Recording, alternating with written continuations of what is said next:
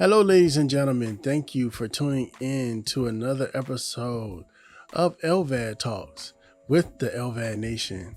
And today we're going to talk to Hannah Sharma. How are you doing today, ma'am? I'm good, thank you very much. So, where are you located? I'm in the UK, southeast, so just below London. Okay. So, what was the weather like today? And is it true it always rains in the UK? We've had a really good spell of sunshine actually, but today we did get drizzle and it looks like it's going to be grey for a couple of weeks now, which is sad. Okay. And So, cold. yes, let's jump into it. When did you first get your, did you have an LVAD or did you just went to transplant? I went straight to transplant, yeah. Okay. So how did you discover that you were in heart failure? So at the end of 2018, I started to get it felt like a chest infection, and I ignored it. I just thought it would go away, and then I went to my local doctors eventually, and they gave me antibiotics and sent me on my way. And it got worse, and it got to a point where I couldn't lay down at night. Every time I laid down, I was coughing, which turned out later that I was full of fluid, so I couldn't sleep. I went to the GP 3 times, and they gave me antibiotics 3 times. So I wasn't getting any answers. And eventually, after about 6 weeks or so of feeling really unwell, I got my mum to take me to our local A&E, and they took my blood test and did it. I think they must have done an ECG, and I think they panicked straight away and took me into a side room. They said to us that it was still, it could still be an infection. They weren't sure what was happening at that point, but they sent my mum home about 3 a.m. in the morning, and whisked me off into another room. And then at about 5 in the morning, a doctor came by and woke me up and said that we think you might have had a heart attack. Really? Yeah, he said, have you ever had any heart problems before? Have you ever seen a specialist? Has there ever been anything? And I was like, no, I've had no bad health whatsoever. And I was 28 then, so in 28 years, nothing. And he said, "Oh, we're gonna take you up to the cardiac unit." So they put me in a wheelchair and took me up. And they did a few more tests. The nurses calmed me down and said, "I don't think it was a heart attack. You're okay. Just try and rest." Okay. And then the next morning, when the doctors were coming round to do their rounds, the doctor said to me, "You're in heart failure. Hopefully with some medication and about 4 weeks or so of rest, you can go back to work and live a relatively normal life, but with medication." So I was like, okay, we were in shock, but you do what you have to do. And they gave me a beta blocker and whatever medication that afternoon. And I went downhill straight away, completely lost it, couldn't get out of bed. And I think they started to panic, and they got in touch with the heart and lung specialist hospital in London. And after 4 days of being in my local hospital, they took me in an ambulance and took me straight up to the specialists. Do you think that the medicine itself aggravated your condition? I just think my body couldn't tolerate it. I think I had got so sick so quickly, and I think I must have been on a downward spiral for some time, that it was potentially too late for that to do anything. And I haven't taken any medication previous, so maybe it was just my body saying, no, this isn't going to help, and reacting in that way. Okay. So now you're in a hospital in London. Yeah. So they're confused. The first morning I woke up, they did vial after vial after vial of blood tests. The nurse said to me, "We normally do less than this when we're taking someone for transplant." So they're obviously worried. And then for 2 months, they carried on doing tests just to work out what it was, what was happening, how it got there. They said it was dilated cardiomyopathy. And my heart had stretched so much, and it was full of scarring. but they couldn't work out why. They didn't know how to fix it. They did talk about LVAD. They talked about other pumps. They decided after 2 months that they were going to try and. I'd been on IV milrinone for the whole time that I'd been there, so I'd felt pretty well most of the time. I did get a couple of infections while I was in hospital, so I got sepsis and MRSA the second month that I was there. So I had a little stint in ICU. And then, they decided they wanted to wean me off the IV and try and get me back onto tablet medication to see if my body would tolerate it this time, and try and send me home. So they had spoken about transplant, but it had been far away. And it wasn't in the forefront. So we weren't really thinking about it at that point. Okay. So in the hospital, 2 months straight. So how did that affect you as far as mentally being in the hospital? Because up until then you didn't have any problems. It was all brand new to you, right?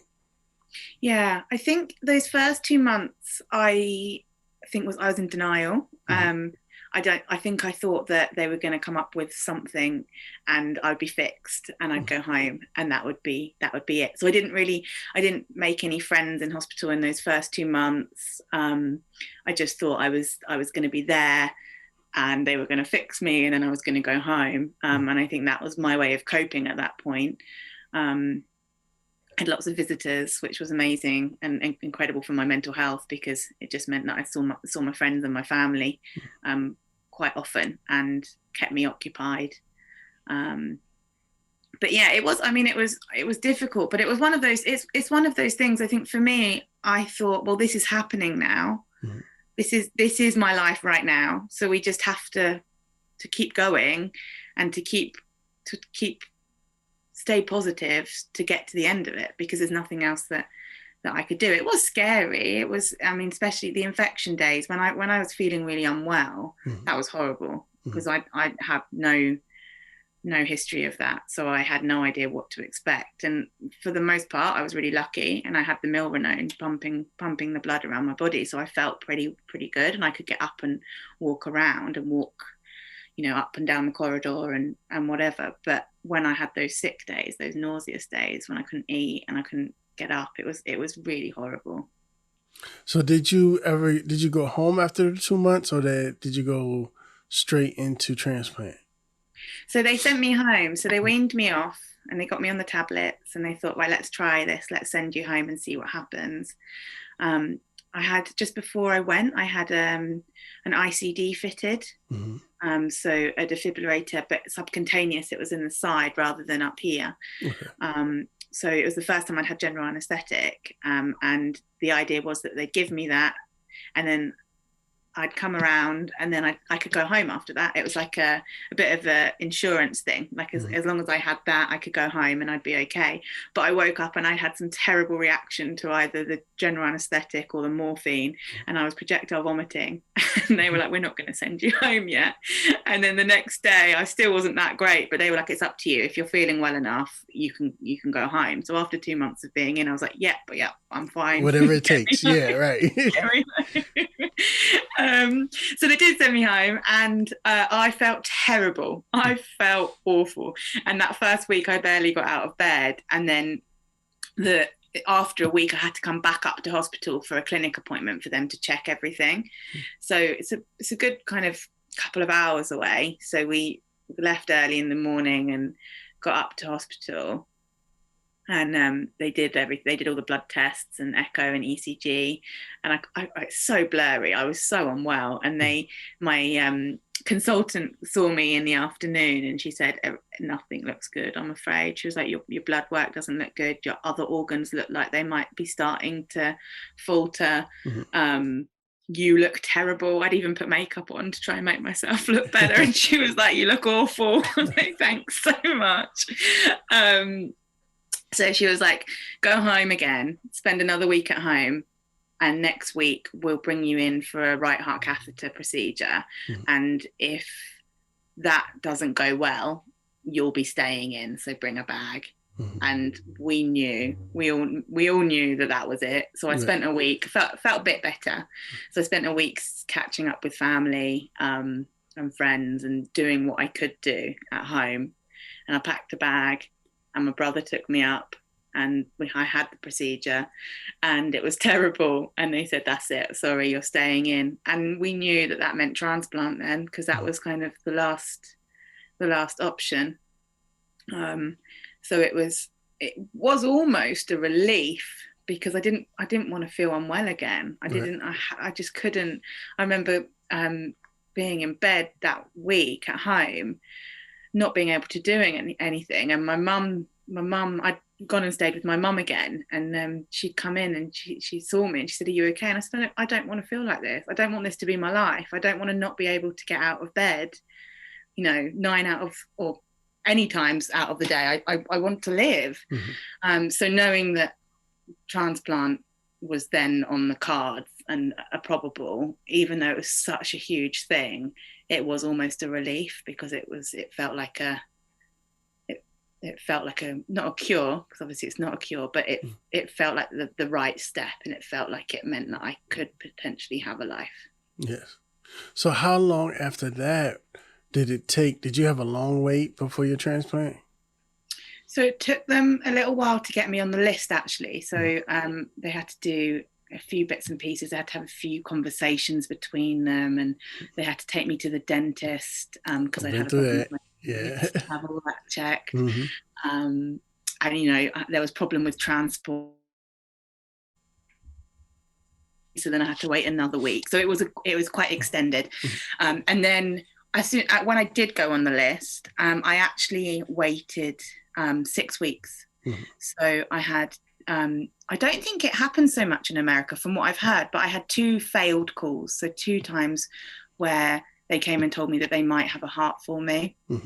And then after waiting and after a few hours, it didn't go ahead for certain reasons, both times. And then the third time was the one where it did go ahead. So 6 weeks until for the entire wait. Yeah. Here it depends. It's a lot of factors that it depends on. You can have.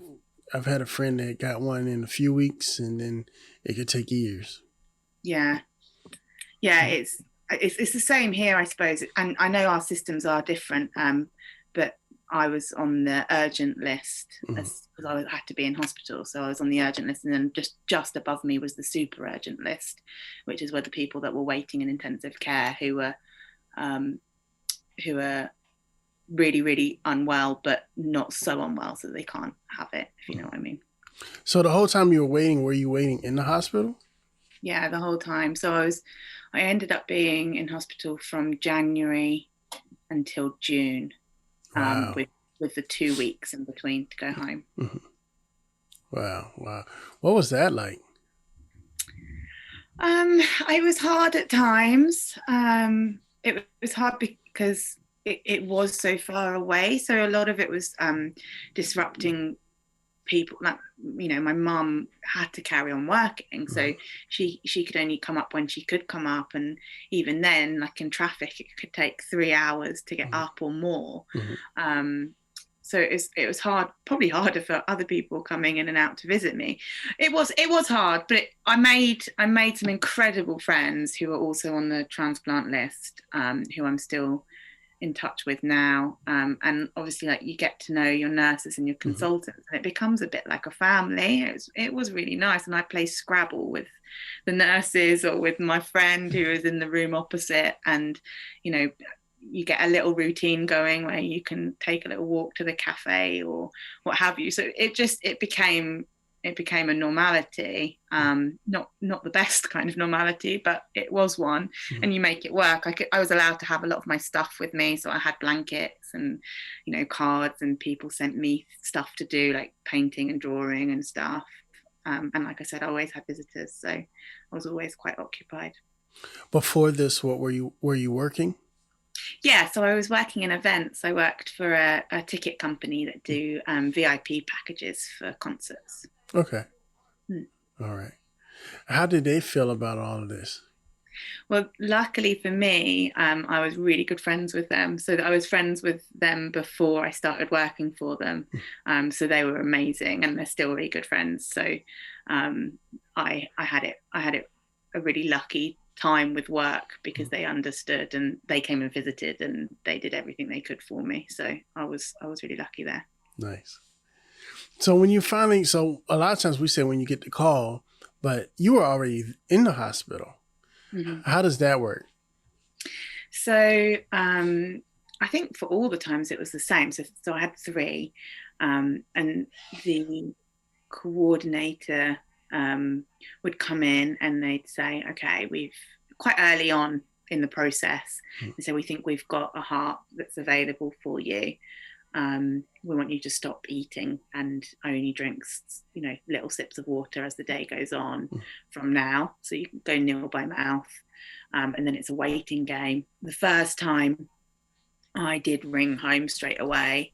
And my brother got all excited and told too many people, and we had to end up having an argument about it because I was like, it might not go ahead, stop telling people. And him and my mum was away actually, so him and my best mate came up quite early on that time, and came and kind of hung out with me, and then it didn't go ahead because I think it's all a bit blurry, but I think that time it was a DCD heart. So the heart has to stop pumping for like a minimal amount of time. So this heart, it couldn't go ahead because it took too long, I think. So we waited and waited, and the coordinator would come back and say, right, it's been 30 minutes, but this heart looks perfect for you. So we're going to actually carry on and wait. So then it's another wait. And then they come back and she said, unfortunately, this isn't going to go ahead this time. So it'd been quite a long day of waiting, and quite emotional. But I had also been told that the majority of people don't get their first call. It doesn't go ahead. And I was actually in hospital with someone who had, he got his heart on his 10th call. He had 9 failed calls in the time that he was in hospital. So I was aware of it, and quite pleased at that point because I was starving. So we went and my brother went and got us chicken and we ate. So that was that time. And then the second time was similar, but the heart was too small for me. And actually that my family had decided not to come up that time because we just thought we'd just wait it out and see. And luckily they didn't, because it was the next day that I actually got this call, got this heart. And it all went a bit quicker this time. I was quite unwell with infection. I've been unwell all week. So they'd been running around me trying to take blood samples, and I was throwing up into those toilet buckets, and it was all the glamour. So I don't really remember the day that well, but someone told me that there might be a heart, and they shouldn't have told me that. And then the coordinator came in an hour or so later, and she said, there is a heart, but that woman shouldn't have told you that, and I have told her off. And I was like, it's fine. It doesn't matter. And then they kind of whisk you off when they're ready, and I shower, and they give you that scrub to put on and get ready. And then before I knew it, my mom and my brother and my best mate were coming up, and I think they got there about 1 a.m. And obviously it's a long wait, it's a long process. So my brother was asleep on the floor and my mum was asleep on the chair, and like we were just kind of waiting, people popping in and getting me to sign things. And it felt really real at that point, like it felt like this is going to go ahead. And they came in at I think 4 a.m. and said, okay, we're gonna it's not going to be long. So we kind of got ourselves prepped, and actually the sun was coming up. I've got pictures of like the sunset, and my brother was playing some rubbish music, so we got him to change it, and we listened to Stevie Wonder, Superstition, and Proud Mary, and so it was quite nice. It was a nice feeling. I think I was giddy. I don't really remember feeling nervous. It was just happening, and that was it. And then they came, lied down on the trolley to take me down, and they realized that I still had toenail varnish on, and they were like, you can't have that on. And I was like, well, I think I've got some remover. So my brother's like pulling out all my products and they finally got it. And then as they're wheeling me down, my nurse is on one foot trying to take it off and my mum's on the other foot trying to take it off while we're going down to theatre. It's a bit of a comedy act, really. So, all right, you mentioned the first one was possibly a DCD heart. Mm-hmm. And that's fairly new here in the States. The heart that you did receive, was that also a DCD heart? No, it wasn't. It wasn't. I do know a couple of people here that have had DCD hearts, but no, my one isn't. Okay. So what was your recovery like?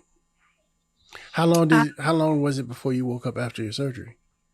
So I always get this wrong, but I think they put me under at like 6 a.m, and then on the Friday, and then on the Saturday, I believe they woke me up around 3-4 o'clock in the afternoon.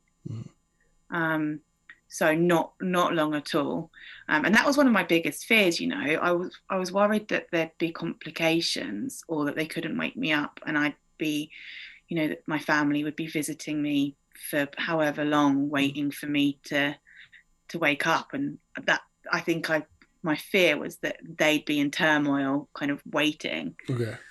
So I'm so glad that it happened as it did. And I don't remember being woken up, actually. Mum was there, she'd kind of come up and they said, oh, we're going to try now.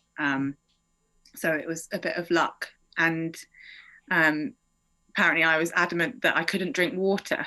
I think I thought that I hadn't had the operation. Okay. And Mum was saying, no, you can drink it. And I was like, no, I can't have water, not allowed water. And she said, no, you're allowed. And I was adamant. But yeah, no, that was good. And then I think it's the day after that, it might have been the Monday, actually. So if they woke me up on the Saturday, I think Monday, the physios came round and had me out of the chair, standing up. And then, after 5 days in intensive care, they moved me back to the ward. And 2 weeks exactly after transplant, they discharged me and sent me on my way. Was it immediate recovery? Did you feel like soon as you woke up that you knew something was different?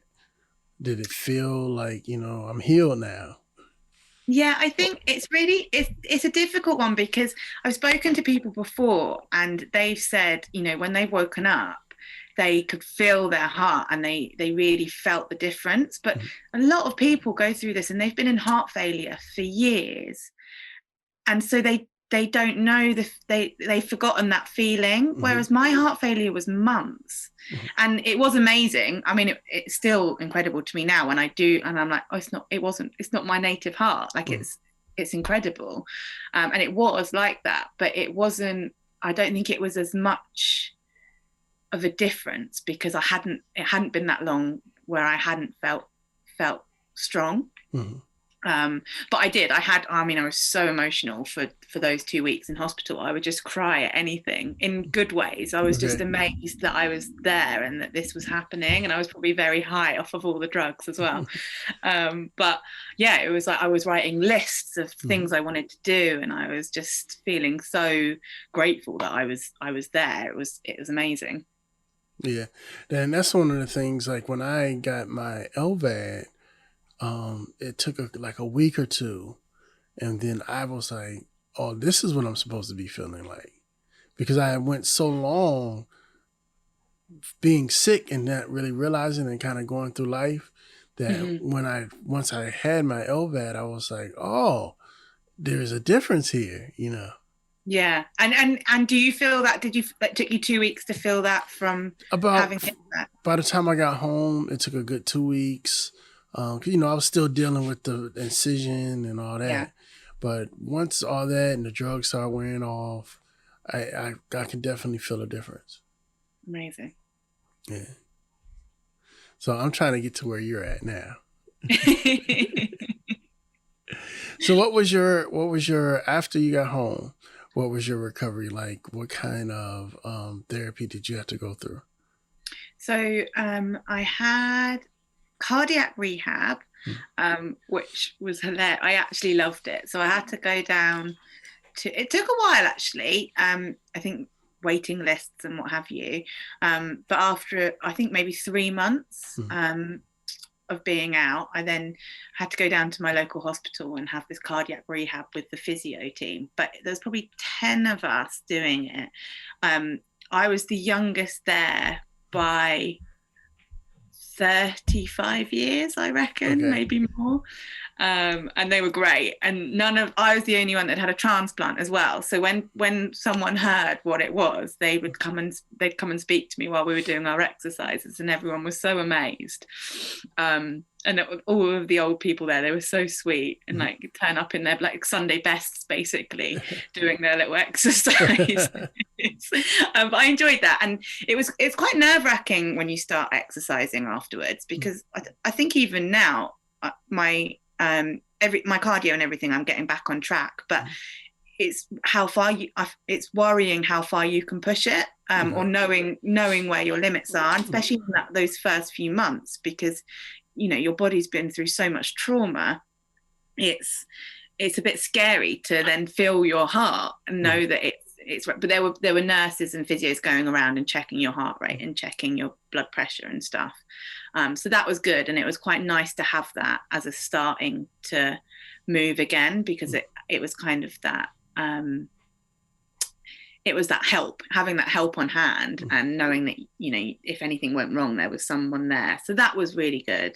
And I got a puppy as soon as I came out of hospital as well. So he has been amazing for my recovery, because just walking every day and having to walk, knowing that I had to do it, has been so incredible, because it made me want to keep moving and to keep going. And even when when you get lazy and you don't want to do it, when he's there waiting, so it's like, okay, let's go. And I could tell, walking for 10 minutes and feeling out of breath, and that's enough in the first week, to now I can walk unlimited. So it's been pretty incredible journey.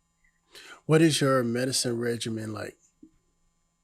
So started off huge, and very, very overwhelming, especially for someone. I mean, I used to say, my mum loves a paracetamol, and I used to say no to paracetamol, because I'm like, no, I'll be fine, I'll get over it. So now I'm popping all the pills. But the first few months, 30 plus tablets a day, and now I'm down to 11 tablets a day. I take a couple of anti-rejection meds, a bit for iron, which will actually go at some point, pravastatin for cholesterol, something to line my stomach, and that's basically it. So it feels very minimal to what it was, and still coming down. I mean, obviously I'll take the anti-rejections for life. Right. But the rest of it, I imagine if all goes well, I actually spoke to my pharmacist today. She called for a 6-month checkup, and all being well, in the next few months, I'll be down to about 8 tablets a day. And that'll be it really for the rest, if all goes well.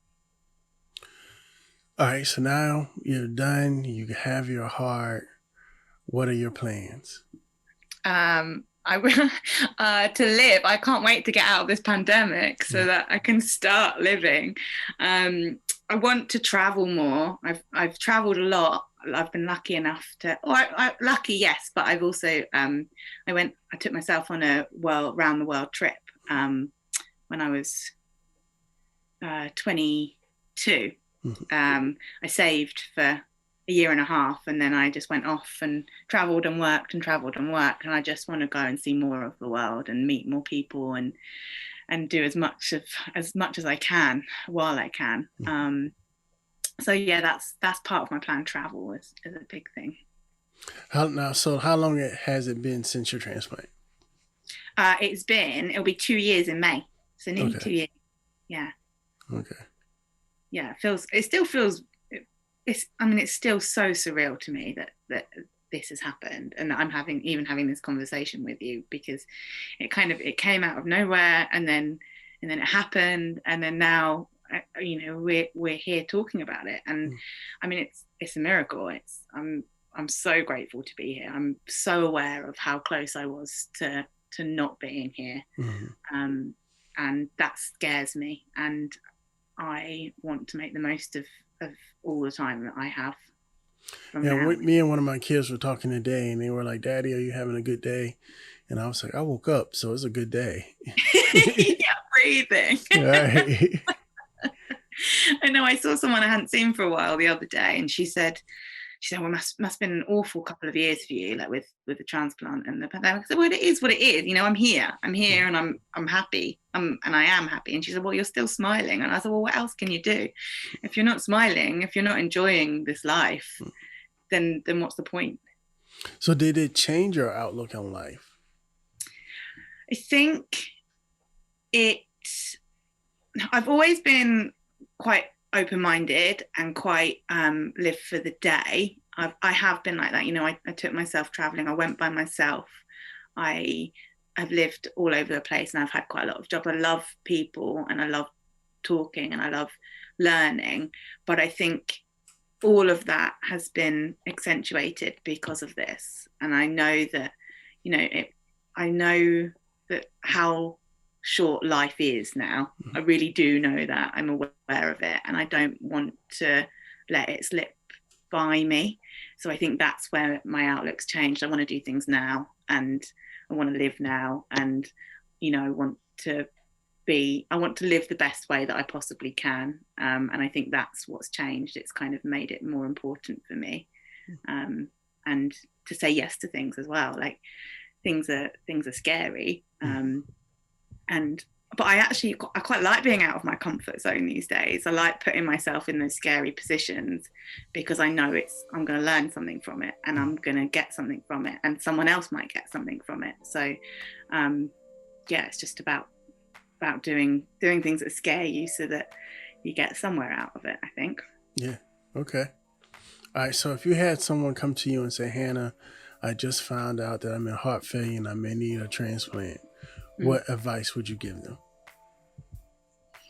I think the main thing that I went looking for at that point was I wanted to know if I could have a life after transplant. In my head, that was it. I was ill. You know, you're labelled with chronic illness or whatever you want to call it, and that's scary. But actually, there's so much life after transplant. I just keep moving, keep going, and keep trying.